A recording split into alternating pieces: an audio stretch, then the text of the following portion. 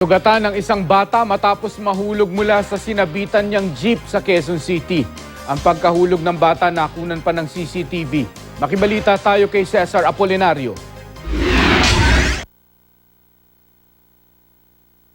Sa kuha ng CCTV ng Barangay E. Rodriguez sa Quezon City, makikita ang tatlong batang nakasabit sa jeep. Hindi alintana ang nakaambang panganib. Pagdating sa bahaging ito ng kalye, napaangat ang jeep dahil sa humps malapit sa eskwelahan. Napabitaw sa pagkakakapit ang isang bata at nahulog. Buti na lang may mga estudyante sa lugar. Agad nagtakbuhan, papalapit sa bata. Ang bata isinakay sa tricycle. Mistulang lantang gulay nang dalhin sa ospital. Wala po siya, lantap po talaga siya.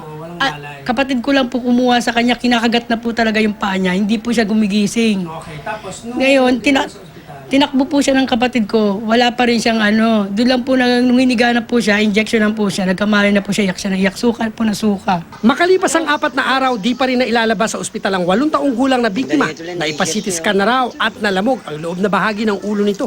Problemado ang nanay ng bata dahil walang panggastos. Naplakahan ng barangay ang jeep kaya nakilala ang driver na si Wilfredo Tirasona. Agad pinatawag ang presidente ng asosasyong nakakasakop sa jeep. Lalo't sarado dapat sa mga pampasayarong sasakyan ang bahaging yon ng kalye. Napansin mo ba nahulog yung bata? Ano, uncle? Napansin mo ba na may nahulog na bata? Hindi ko napansin, sir. Ikaw na lang dito na sabi sa akin. Sa huli ay nagkaayos ang dalawang panig. Nangako ang mismong asosasyon at ang driver na tutulungan ng bata sa gastusin sa ospital.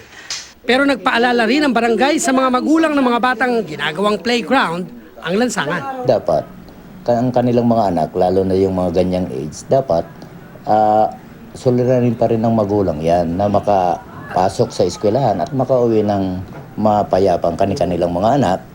Yan din naman, bantayan. Cesar Apolinario, GMA News.